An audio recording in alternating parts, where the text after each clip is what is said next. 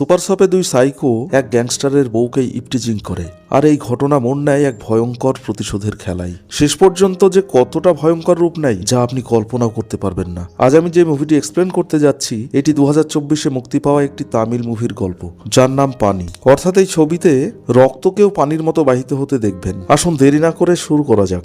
গল্পের শুরুতে আমরা ডন এবং সিজু নামে দুটি ছেলেকে দেখি। প্রথম ছেলেটির নাম সিজু এবং দ্বিতীয়টির নাম ডন। তারা দুজনেই কাজ করে ত্রিশূর নামের একটি শহরের পল ভাইয়ের গ্যারেজে। কিন্তু আজ দুজনেই গ্যারেজ থেকে ছুটি নিয়ে কোথাও যাচ্ছিল। এমন সময় একটা ছেলে পাংচার সারার জন্য আসলে পল ভাই তাদের বলে, পাংচার সেরে দিয়ে তোমরা যেখানে ইচ্ছে সেখানে যাও। কিন্তু ডন ও সিজু দুজনেই মানা করে দেয়, বলে যে আমরা আজ ছুটিতে আছি, আজ আর কোনো কাজ করব না, এবং দুজনেই হেলমেট পরে বাইক নিয়ে বেরিয়ে পড়ে। এদিকে বাজারে সিজুর বান্ধবী কবিতা সিজুর জন্য অপেক্ষা করছিল। ও বারবার ফোন করছিল কিন্তু সিজু ফোন ধরছিল না। অন্যদিকে মার্কেটে সুরেশ নামের একজনকে দেখি। যোশীর সাথে তার জমি নিয়ে কিছু একটা ঝামেলা চলছিল। সুরেশ যে কোনো মূল্যে তার জমি যোশীকে দিতে রাজি ছিল না। আর তখনই ডন এবং সিজু দুজনেই এটিএম এর সামনে সুরেশের পথ বন্ধ করে দাঁড়ায়। সিজু বলে, যোশী ভাইকে জমি দিয়ে দাও না কেন, ফালতু ঝামেলায় জড়াচ্ছ। সুরেশ ওদেরকে পাত্তা না দিয়ে বলে এখান থেকে চলে যাও। কিন্তু সিজু সুরেশকে জোর করে ধরে এটিএম এর ভেতরে নিয়ে যায়। ওদিকে ডন ছাতা ফুটিয়ে বাইরে দাঁড়িয়ে থাকে, যাতে করে ভেতরে কি হচ্ছে বাইরে থেকে কেউ যেন কিছু দেখতে না পায়। আর তখনই হঠাৎ করে এক মহিলা টাকা তুলতে এলে এটিএম নষ্ট বলে ডন সামনের এটিএম এ পাঠিয়ে দেয়। আর ওদিকে ভেতরে সিজু সুরেশকে মেরে ফেলে। এরপর ডন সিজুকে পানি দিলে সিজু ওখানে হাত ধুয়ে বেরিয়ে আসে এবং দুজনেই এটিএম এর গেট বন্ধ করে দেয়। তারা প্ল্যান করে কাপড় পরিবর্তন করে কাপড় জ্বালিয়ে দেবে। পাশেই একটি নতুন কাপড়ের দোকানের উদ্বোধন হচ্ছিল। তারা দুজনেই সেই দোকানের ভিতরে চলে যায়। এরপরে আমরা দেখতে পাই যে গিরি তার স্ত্রী গৌরীকে নিয়ে মন্দির থেকে আসছেন। গিরি মূলত এই শহরের সবচেয়ে পাওয়ারফুল ব্যক্তি। আর তখনই গিরির মোবাইলে জয়ের ফোন আসে। মার্কেটের যে দোকানে উদ্বোধন হচ্ছিল ওই অনুষ্ঠানের জন্য আর্টিস্টের ব্যবস্থা করেছিল জয়রাজ, কিন্তু এখন দোকানের মালিক টাকা কম দিচ্ছিল। তাই জয়রাজের ডাকে গিরি সেই দোকানে যায়। গিরি সেখানে গিয়ে নিজের থেকেই টাকা বের করে জয়রাজকে দিয়ে দেয় এবং তারপরে দোকানের মালিকের কাছে যায়। মালিক আপনি কে জিজ্ঞেস করলে গিরি টেনে একটা থাপ্পড় মেরে বলে, ওর কাছ থেকে জেনে নিস আমি কে, আর সন্ধ্যার মধ্যে টাকা পাঠিয়ে দিবি। কিন্তু গিরি দোকান থেকে বের হওয়ার সাথে সাথে ভয়ে দোকানের মালিক গিরির হাতে টাকা দিয়ে দেয়, কারণ এখন সে তার লোকদের কাছ থেকে গিরি সম্পর্কে সব জানতে পেরেছিল। গিরি ছিল তার চাচাতো ভাই সাজি, তার দুই বন্ধু ডেভি ও উর্মিলা। তারা চারজনেই কলেজের সময় একসাথে পড়াশোনা করত আর গুন্ডাগার্দি করত। কলেজ শেষ করার পর ডেভি কলেজের এক মেয়েকে বিয়ে করে, উর্মিলা গিরির বোন কীর্তিকাকে বিয়ে করে, আর এখন সবাই মিলে একটি পরিবারের মতো একসঙ্গে থাকে।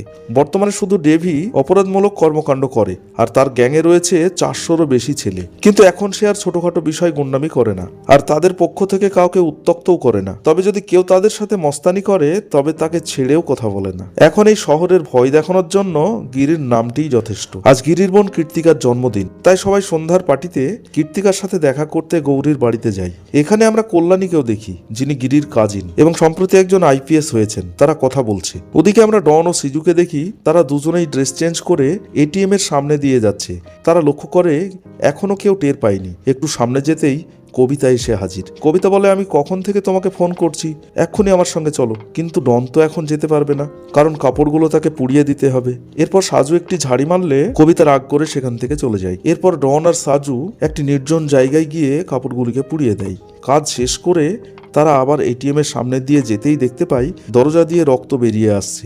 রক্ত দেখেই সিজু আর ডন চিৎকার করে ভিড় জমায়। একটা লোক দরজা খুলে দেখে সেখানে সুরেশের লাশ পড়ে আছে। আর ওই সময় সিজুর গার্লফ্রেন্ড কবিতা এসে হাজির হয়। সিজু ওকে বলে যে, বাবু আমি তোমার সাথেই দেখা করতে আসছিলাম, কিন্তু ভেতরে দেখলাম কেউ খুন হয়েছে। কিছুক্ষণ পর পুলিশ চলে আসে। ওখানে ডন ও সিজু পুলিশকে বলে, লাশ আমরা আগে দেখেছি। এরপর ওই দুজন থানায় গিয়ে তাদের জবানবন্দি দেয়। কবিতা ওদের সঙ্গে থাকে।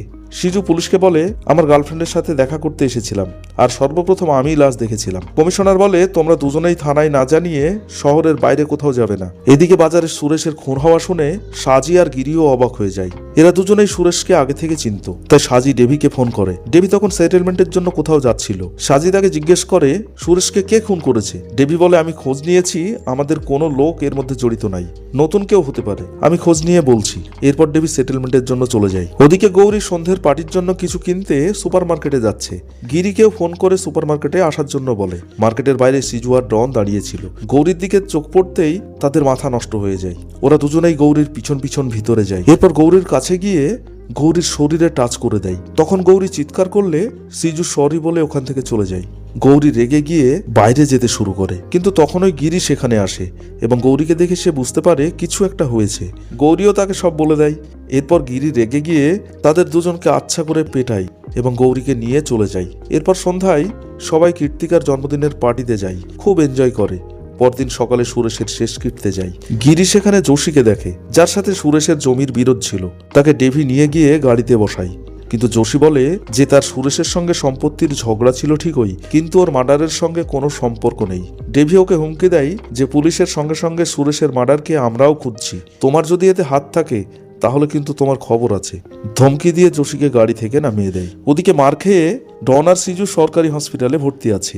তখন দুটি ছেলে ওদের সঙ্গে দেখা করতে আসে। তারা দুজনেই সুরেশের ভাইয়ের ছেলে এবং সম্পত্তির কারণে তারা দুজনেই সুরেশকে মারার সুপারি দিয়েছিল। সিজু আর ডনকে ওরা তাদের কাজের জন্য 10 লাখ টাকা দিয়ে চলে যায়, কিন্তু সিজু ডনকে বলে গতকাল যা ঘটেছিল তা আমি ভুলতে পারছি না, এর বদলা নিতেই হবে। এর জন্য ডনও রাজি হয়ে যায়। দুজন হসপিটাল থেকে চলে আসে আর কিছু সময়ের জন্য তারা গাড়ি নিয়ে গিরির বাড়ির আশেপাশে ঘুরতে থাকে। তারা গিরির বাড়িতে ঘুরে জানতে পারে যে গৌরী বাড়িতে একা আছে।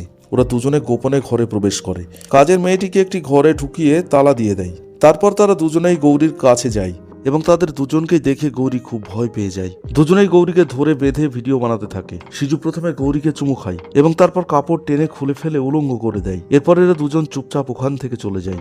গিরির বাড়িতে সবাই জড়ো হয়ে যায়। গৌরী এই ঘটনায় তার মন পুরোপুরি শেষ হয়ে যায়। এটা দেখে গিরির চোখেও পানি চলে আসে। গিরির মা বলে যা হয়েছে ভুলে যাও, কিন্তু মনে রেখো যখনই তাদের দুজনকে পাবে তখন টুকরো টুকরো করে ফেলবে। বাড়ির সিসিটিভি ক্যামেরায় ডন আর সিজুর ভিডিও রেকর্ড হয়ে গেছিল। ডেভি তার গ্যাংয়ের সবাইকে ওই দুজনের ছবি পাঠিয়ে বলে যে কোনো মূল্যে এই দুজনকে খুঁজে বের করো। এদিকে ডন এবং সিজু কোনো তোয়াক্কা না করে মনের আনন্দে শহরে ঘুরে বেড়াচ্ছে। ওদের পুরো বিশ্বাস ছিল যে কেউ ওদের ধরতে পারবে না। অন্যদিকে কমিশনার মিটিং করছে, ওখানে কল্যাণীও থাকে। কমিশনার বলে আমি জানি গিরি পুলিশ স্টেশনে কোনো রিপোর্ট লিখবে না, তবে আমরা নিজেরাই ওই ছেলেদের খুঁজে বের করব।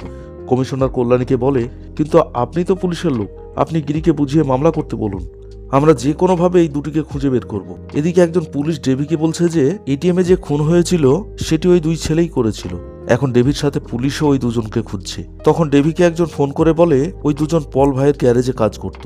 তখন ডেভি পল ভাইকেও ডেকে আনে। পল ভাই বলে তারা কোথায় আছে বা কি করছে জানি না, আমি ওদের সম্পর্কে তো সবকিছুই বলেছি, তবে মনে হচ্ছে ওরা দুজন জেনে বুঝে আপনাদের সঙ্গে পাঙ্গা নিচ্ছে যাতে করে তারা ফেমাস হতে পারে। এরপরে ডেভি তার লোকদের সঙ্গে সিজুর বাড়িতে যায় এবং তার বাবাকে উঠিয়ে নিয়ে আসে। অন্যদিকে ডন এবং সিজু দুজনেই এক বিরান জায়গায় আছে। সেখানে একটি ভাঙা ঘরে কবিতার সঙ্গে রোমান্স করছে সিজু, কিন্তু সুরেশের ভাই সিজুর ফোনে বারবার ফোন করতে থাকে। এটা দেখে সিজু আর ডন বুঝতে পারে কিছু একটা গড়বড় আছে। সিজু কবিতাকে ওইভাবেই ফেলে রেখে সেখান থেকে ডনকে নিয়ে চলে যায়। তার কিছুক্ষণ পরেই ডেভির লোকেরাও সেই জায়গায় চলে আসে, এসে কবিতাকে পায়।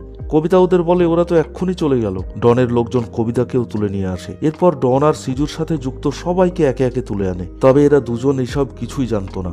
ডন আর সিজু একটি নতুন ফোন আর সিম কার্ড কেনার পরে সিজু তার বাবাকে ফোন করে। ফোন ধরে ডেভি এবং সিজুর বাবাকে মারে আর সিজুকে ফোনে তার বাবার আওয়াজ শুনিয়ে বলে স্যারেন্ডার কর, না হলে তোর বাবাকেও মেরে ফেলবো। সিজু ফোনটা কেটে দেয়, কিন্তু ডেভির ধমকানিতে সে একটুও ভয় পায় না। রাতে যখন ডেভি তার বাড়িতে ঘুমোচ্ছে তখন ডন আর সিজু লুকিয়ে ঘরে ঢুকে তার লোকদের মেরে ফেলে। তারপর ডেভির ঘরে গিয়ে তাকে বিছানায় বেঁধে দিয়ে আরাম করে ঘুম থেকে জাগিয়ে তোলে। সিজু তাকে বলে যে তুই কেমন গুন্ডা, আমার সাথে প্রবলেম হয়েছে, আমার সাথে মোকাবেলা কর, আমার বাবাকে কেন নিয়ে এসেছিস। তারপর দুজন ডেভির বন্দুক দিয়ে ডেভিকেই মেরে ফেলে আর ওর বন্দুক নিয়ে ওখান থেকে চলে যায়। ডেভির মৃতদেহ দেখে পুরো শহরে আলোড়ন উঠে যায়। গিরি, সাজি সবাই ডেভির বাড়িতে এসে লাশ দেখে গিরির তো চোখ লাল হয়ে যায়। গিরি বাড়ি ফিরছিল, তখন একটা জায়গায় গাড়ি থামিয়ে বাইরে বের হলে হঠাৎ তার কাঁধে একটা গুলি এসে লাগে। ডন আর সিজু লুকিয়ে গিরির ওপর হামলা চালায়। গিরিও গান বের করে গুলি চালায়, কিন্তু তারা দুজনেই বাইকে পালাতে শুরু করে এবং গিরিও গাড়িতে করে তাদের তাড়া করে এবং একটি ব্রিজে তাদের বাইকের সামনে এসে থামিয়ে দেয়। বাইক গাড়ির সঙ্গে ধাক্কা লাগে এবং তারা দুজনেই পানিতে পড়ে যায়। এরপরে গিরি হসপিটালে গিয়ে তার চিকিৎসা করে। অন্যদিকে গিরির লোকজন আর পুলিশ তাদের মৃতদেহ পানিতে খুঁজতে শুরু করে, কিন্তু ডন আর সিজুর লাশ তারা পায় না। ঘটনার বেশ কিছুদিন কেটে যায়। গিরি আর তার পরিবারের পরিস্থিতি ধীরে ধীরে ভালো হতে শুরু করে, কিন্তু এখনো ডন আর সিজুকে গিরির লোকজন খুঁজে বেড়াচ্ছে। গিরির লোকজন সিজুর প্রতিবেশীর সঙ্গে দেখা করে তাদের টাকা দেয় আর বলে সিজু আর ডন বাড়ি ফিরলে প্রথমে যেন তাদের খবর দেয়। আর এমনই একদিন কুরভেলা সিজুর বাড়ি থেকে আসছিল। তখন রাস্তায় ডন ও সিজু তার সামনে চলে আসে। সিজু বলে, কি পুরোনো দিনের গুন্ডার মতো কাজ করছো? প্রতিবেশীদের টাকা দিয়ে ইনফর্ম করতে বলো, নিজেরাই কষ্ট করলে তো পেয়ে যেতে। এরপর দুজনেই কুরভেলাকে মেরে আহত করে দেয়। তারপর তারা গিরিকে কুরভেলার ফোন থেকেই ফোন করে আর বলে যে আমরা এখনো বেঁচে আছি। গিরি তাড়াতাড়ি কুরভেলার কাছে রাস্তায় যায়, গিয়ে দেখে অনেক মেরে টিকিতে বন্ধ করে রেখেছিল। গিরি ওদের নিয়ে হসপিটালে যায়, সঙ্গে পুরো পরিবারের লোকও চলে আসে। পুলিশও সিকিউরিটির জন্য দরজার বাইরে দাঁড়িয়ে থাকে। এদিকে কুরভিলার ভিতরে চিকিৎসা করা হচ্ছে। ডাক্তার ওদেরকে বলেছেন এখন বিপদ মুক্ত। এরপর গিরির মা সবাইকে বাড়িতে যেতে বলেন এবং নিজেই আইসিইউতে কুরভেলার কাছে যেতে শুরু করেন। কিন্তু কেউ জানতোই না যে একটি মুখোশ পরে ডন আর সিজু লিফটের মধ্যেই দাঁড়িয়ে আছে। লিফটের মধ্যে গিরির মা আসলে ওরা দুজনেই জিজ্ঞাসা করে তিনি গিরির মা কিনা। তারপর দুজনেই গিরির মাকে আক্রমণ করে আহত করে দেয়। এরপর দুজনেই চুপচাপ হসপিটাল থেকে বেরিয়ে যায়। তারপর ওদের ফোন থেকে গিরিকে ফোন করে আবার চ্যালেঞ্জ করে। গিরি দ্রুত হসপিটালে আসতে শুরু করে, কিন্তু তারপরে গিরির একজন ফোন করে বলে যে তার মায়ের অবস্থা এখন ভালো। আর তারা দুজনেই হসপিটালের বাইরে পুলিশের কাছে আত্মসমর্পণ করেছে আর পুলিশ তাদের নিয়ে গেছে। গিরি তৎক্ষণাৎ থানায় যায় এবং গিরিকে দেখে ডন আর সিজু তাকে উত্ত্যক্ত করতে শুরু করে। তারপর কমিশনার সেখানে আসেন এবং তিনি গিরিকে বলেন যে দেখো, আইন নিজের হাতে নেওয়ার কোনো দরকার নেই। আমি যা করব তাদের বিরুদ্ধে এমন মামলা দেব যে তারা দুজনেই আজীবন জেলের মধ্যেই পচবে। কিন্তু গিরি বুঝতে পারে যে তারা দুজনেই তার কাছে নিজেকে বাঁচাতে আত্মসমর্পণ করেছে এবং গিরি নীরবে সেখান থেকে চলে যায়। পরের দিন পুলিশ তাদের দুজনকে পুরো ফোর্স নিয়ে কোর্টে যাচ্ছিল। গিরির লোকও ওদের মারতে আসে, কিন্তু পুলিশের জন্য কিছুই করতে পারে না। তারপর আচমকাই কোথা থেকে দুটি গুলি ছোড়া হয়। একটি করে গুলি লেগে দুজনেই আহত হয়। সেখানে অনেক হাঙ্গামাও শুরু হয়। তারপর পুলিশ দুজনকেই হসপিটালে নিয়ে গিয়ে চিকিৎসা শুরু করে, কিন্তু তখনই গিরির লোকজন হসপিটালের বাইরে হাঙ্গামা শুরু করে। পুলিশ কন্ট্রোল করার চেষ্টা করে, তখনই একটি অ্যাম্বুলেন্স ফুল স্পিডে এসে পার্কিং লটে ধাক্কা মারে। হাঙ্গামা আরও বেড়ে যায়। এরই মধ্যে কমিশনার রুমে গিয়ে দেখেন যে ডন আর সিজু দুজনেই সেখানে নেই। পুলিশ তাদের দুজনকেই পুরো শহরে খুঁজতে শুরু করে, কিন্তু সম্ভবত তারা জানতোই না যে গিরি তাদের দুজনকে তুলে নিয়ে এসেছে। দুজনকে নিয়ে গিয়ে গিরি প্লাস্টিক রিসাইক্লিং ফ্যাক্টরিতে নিয়ে যায়। কিন্তু গিরি যে ধরে নিয়ে এসেছে তবুও তাদের চোখে কোনো ভয় নেই। দুজনকেই ভালো করে মেরে ধুয়ে দেয়। তারপর দুজনের হাত বেঁধে ঝুলিয়ে দেয়। তখনও তাদের চোখে মুখে কোনোরূপ ভয় ছিল না। গিরির সাথে মজা করেই যাচ্ছে। সিজু বলে, গিরি ভাই, আমি তো ভেবেছিলাম আপনি আমাদের ফাঁসিতে দেবেন, কিন্তু আপনি আমাদের ঝুলিয়ে দিলেন। কিন্তু গিরির পরিকল্পনা ছিল অন্যরকম। সিজু গিরির সামনে মজা করছে, আর তখনই সেখানে ভয়ঙ্কর বিস্ফোরণ হয় এবং ডনের দেহ টুকরো টুকরো হয়ে যায়। আর এটি দেখেই সিজুর চোখে প্রথমবারের মতো ভয় দেখতে পাওয়া যায়। গিরির সামনে ক্ষমা প্রার্থনা করে, কিন্তু গিরি তার পুরো পরিবারের প্রতিশোধের জন্য তার শরীরকেও ব্লাস্ট করে উড়িয়ে দেয় আর স্বস্তির নিঃশ্বাস ফেলে। আর ওর পরিবারের লোক শান্তি পায়। এরপর সবাই সেখান থেকে চলে যায়। গল্পের এখানেই সমাপ্তি ঘটে।